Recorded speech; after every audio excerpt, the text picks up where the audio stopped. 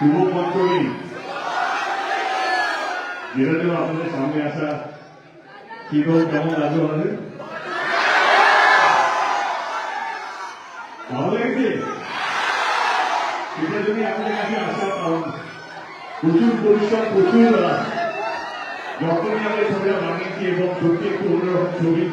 আমি এই ধরনের গল্প নিয়ে কোনোদিনও কাজ করিনি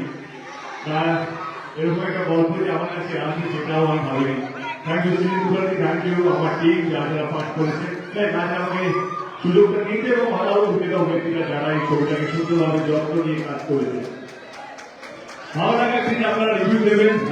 আপনাদের সোশ্যাল মিডিয়া প্ল্যাটফর্ম এবং অন্যান্য বাড়ির লোকেদের বন্ধু বান্ধবদের বলবেন পরিবারের লোকের ধরতে দেখার জন্য আর একটা ইম্পর্টেন্ট জিনিস